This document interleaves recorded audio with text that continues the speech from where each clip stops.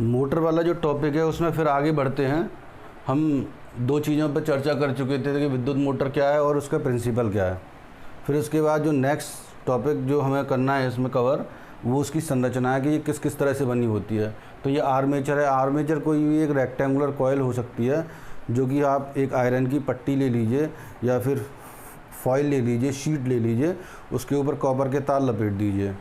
Copper के तार insulated copper wire लिखा बोला जाता है, पृथक्कृत कॉपर के तार।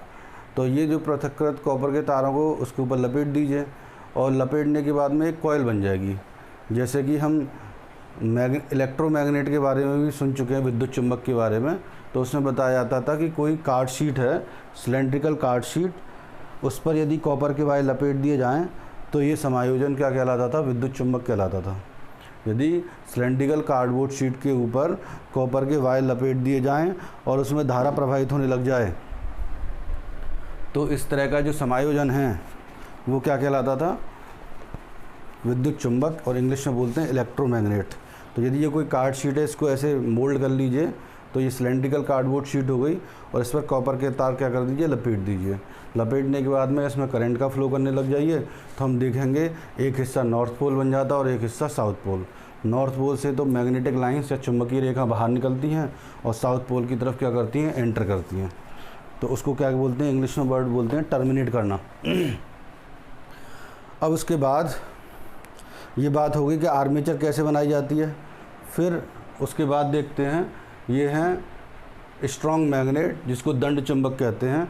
ये मैग्नेट के दो पोल हैं, नॉर्थ पोल और साउथ पोल। इन्हीं दोनों पोल के बीच में ये आर्मेचर जो है वो रखी रहती है ना। ये बीच से होकर जाने वाली लाइन है, जिसको हम इसकी एक्सिस कहेंगे या अक्ष कहेंगे। इस अक्ष के रेस्पेक्ट में या तो ये एंटी क्लॉकवाइज या फिर क्लॉकवाइज डायरेक्शन में घुमाई जा सकती है।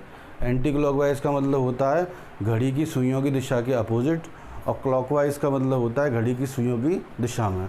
वो खैर आगे चल के चर्चा कर लेंगे कैसे घूमेगी ये।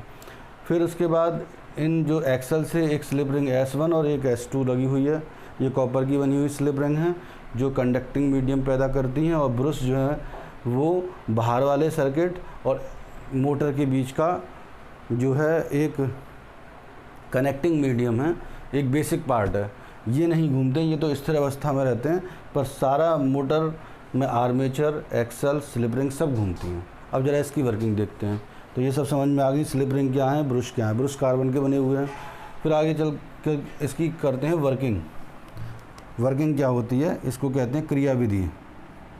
क्रियाविधि इंग्लिश में बोलते हैं वर्किंग। तो कैसे वर्क करती है ये देखते हैं।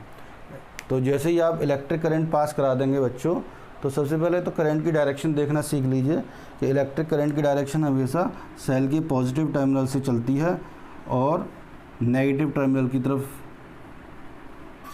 होती जाती है। तो मैंने एरो के साइन दिखाए हैं रेड कलर से, ब्लैक से भी दिखाई थे इसमें। तो एरो के साइन करंट की डायरेक्शन को बता रहे हैं, आप देख रहे हैं। ये करंट पॉजिटिव टर्मिनल से निकल रहा है, पूरी आर्मेचर से फ्लो कर रहा है और फिर फाइनली जाके नेगेटिव टर्मिनल में एंटर कर रहा है। अब जरा फ्लेमिंग्स लेफ्ट हैंड रूल लगा के देखिए। तो फ्लेमिंग लेफ्ट हैंड रूल में ये तो चुंबकीय क्षेत्र की दिशा है, ये करंट की दिशा, और ये चालक पर लगने वाले बल की दिशा। तो उससे डिसाइड हो जाएगा कि मोटर क्लॉकवाइज घूमेगी या एंटी क्लॉकवाइज घूमेगी। तो ऐसे लगाइए। तो ये तो मैग्नेटिक फील्ड की डायरेक्शन हो गई, नॉर्थ से साउथ की तरफ। ये सब लोगों को लगाना आना चाहिए, रटना कुछ भी नहीं है। अब करंट की डायरेक्शन जो है वो किस से किस तरफ है? ऊपर की तरफ है। मैं इसकी नेमिंग कर देता हूँ।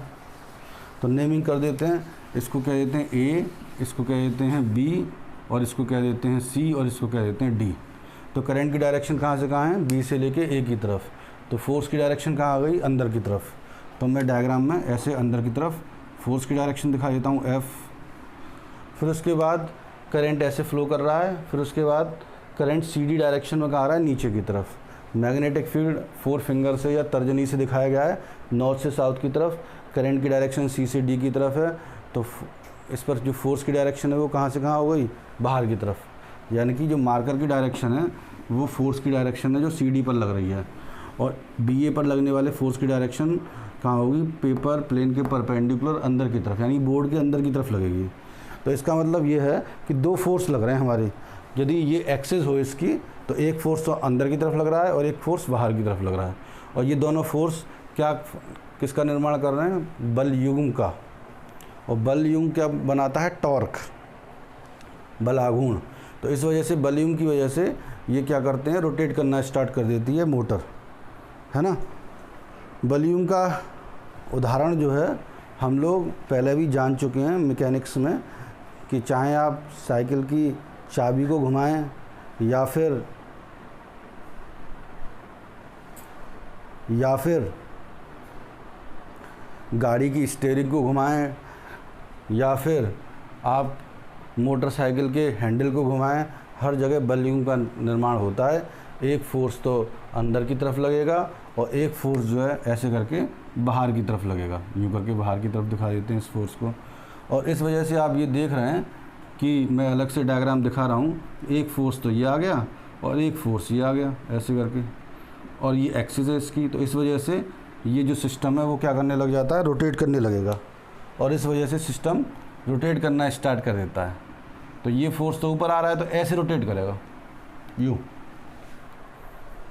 यदि हम इसको ऐसे माने, ऐसे, तो यूँ रोटेट करना स्टार्ट करेगा। और ये डायरेक्शन कैसी हो जाती है हमारे पास, ये डायरेक्शन हो जाएगी हमारी ये वाली,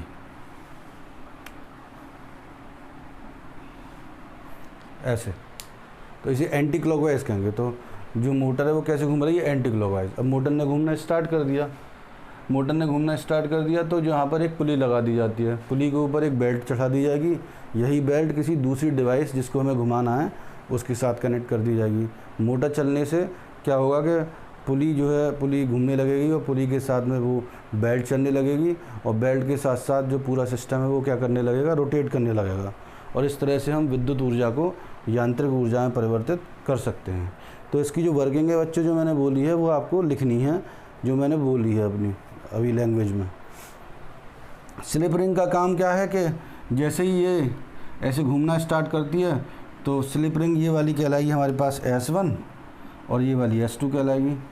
तो S2 स्लिप रिंग फर्दर जाके कहाँ कनेक्ट हो जाती है, B1 से, और S1 जो किससे कनेक्ट हो जाएगी, B2 से, घूमने के दौरान, है ना। ये ऐसे घूम रही है, इस तरह से रोटेट कर रही है, ऐसे नहीं है सर्किल की फॉर्म में, ऐसे रोटेट कर रही है। तो S2 घूमने के बाद में कहाँ जाएगा, S1 की जगह पर, और S1 घूमने के बाद में कहाँ जाएगा, S2 की जगह में। तो इस तरह से विद्युत ऊर्जा को यांत्रिक ऊर्जा में लगातार कन्वर्जन होने लग जाता है।